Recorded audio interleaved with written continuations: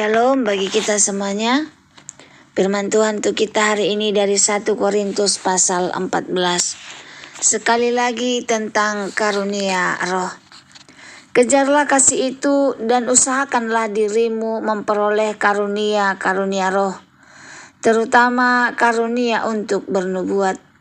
Siapa yang berkata-kata dengan bahasa roh, tidak berkata-kata kepada manusia, tetapi kepada Allah. Sebab tidak ada seorang pun yang mengerti bahasanya. Oleh roh ia mengucapkan hal-hal yang rahasia.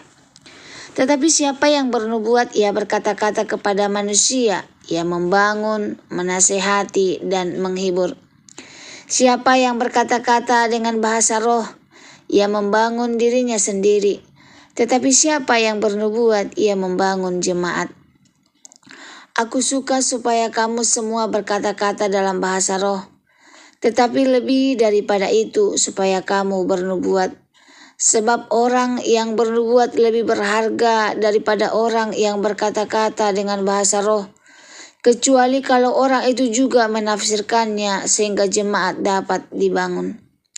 Jadi saudara-saudara, jika aku datang kepadamu dan berkata-kata dengan bahasa roh, apakah gunanya itu bagimu? Jika aku tidak menyampaikan kepadamu pernyataan Allah atau pengetahuan atau nubuatan atau pengajaran?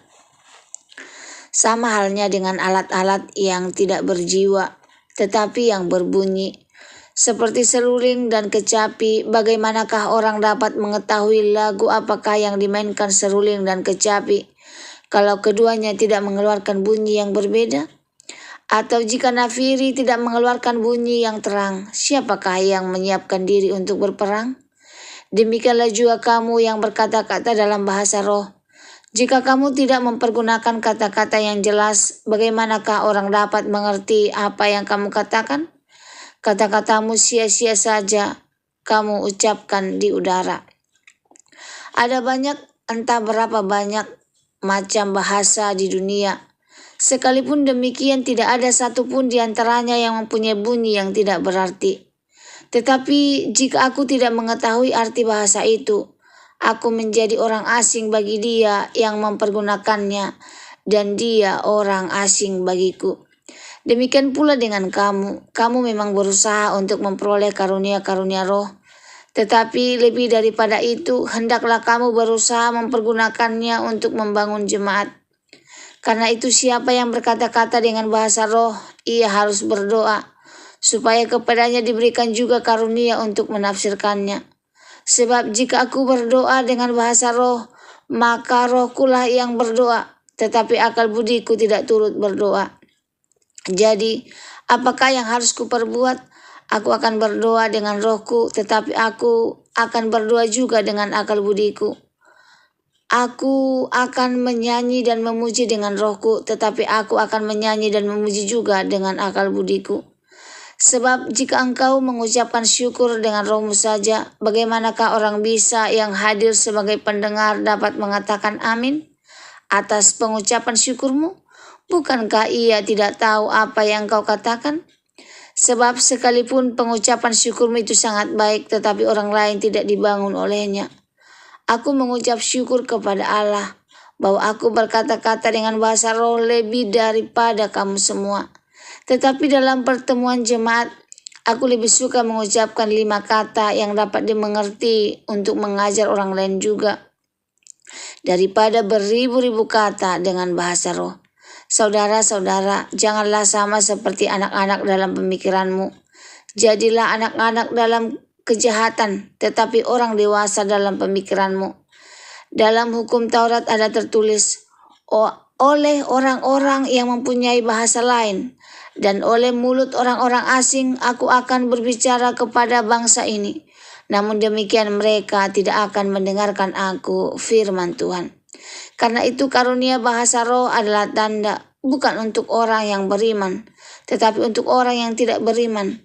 Sedangkan karunia untuk bernubuatan adalah tanda, bukan untuk orang yang tidak beriman, tetapi untuk orang yang beriman.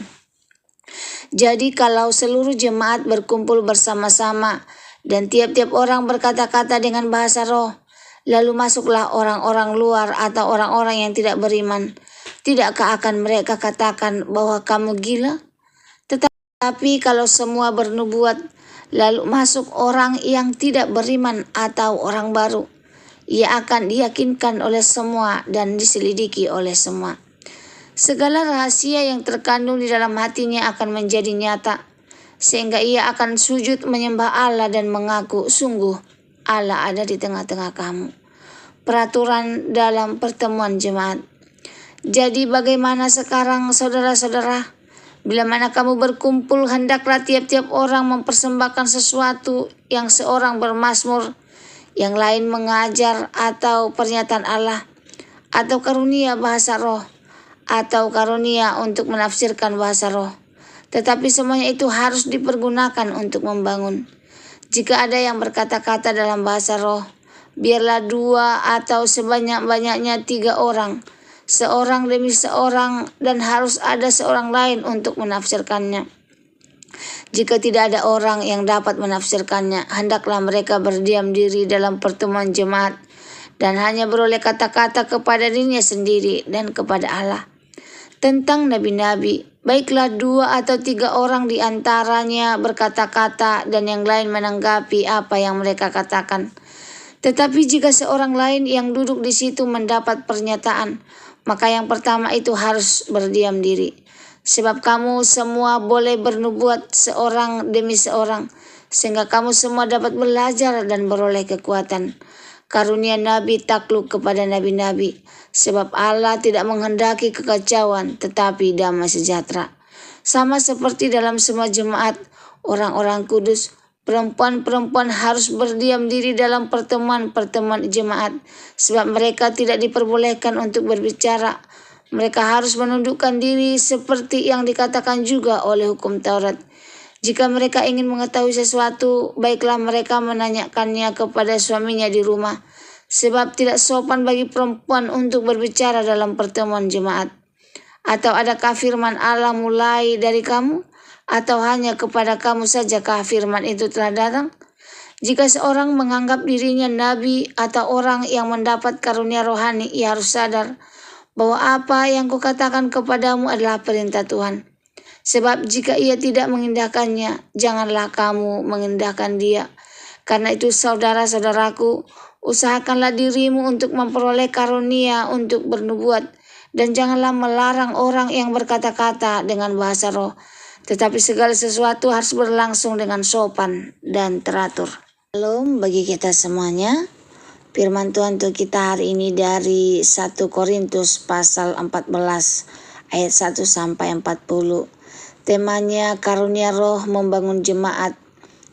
Rasul Paulus menasihati jemaat Korintus yang kaya akan karunia rohani, tetapi sering menggunakannya tanpa kasih dan tanpa keteraturan. Karunia yang seharusnya membangun justru berpotensi menimbulkan kekacauan. Karena itu Paulus menegaskan satu prinsip utama. Segala sesuatu harus membangun jemaat dan dilakukan dengan tertib. Kasih adalah dasar segala sesuatu. Ayat 1 dibuka dengan perintah yang kuat. Kejarlah kasih itu dan usahakanlah dirimu memperoleh karunia-karunia roh. Karunia roh bukan untuk pamer rohani, bukan untuk meninggikan diri, tetapi harus dilandasi kasih. Tanpa kasih, karunia kehilangan tujuannya. Kasih membuat kita bertanya, apakah yang saya lakukan membangun orang lain? Apakah jemaat dikuatkan melalui karunia ini?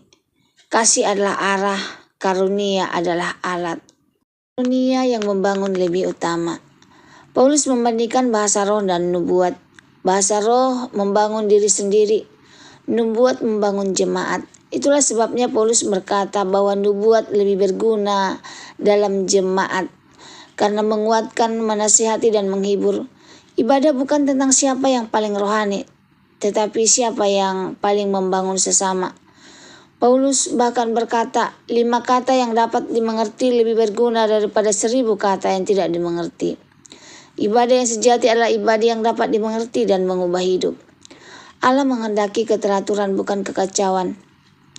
Paulus menekankan bahwa dalam ibadah semua dapat kesempatan, semua dilakukan bergiliran, semua harus tertib.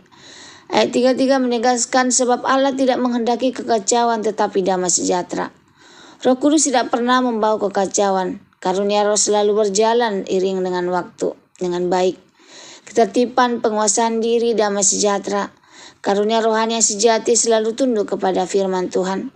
Firman Tuhan hari ini mengingatkan kita, kejarlah lebih, kasih lebih dari segalanya. Gunakanlah karunia untuk membangun, bukan menonjolkan diri.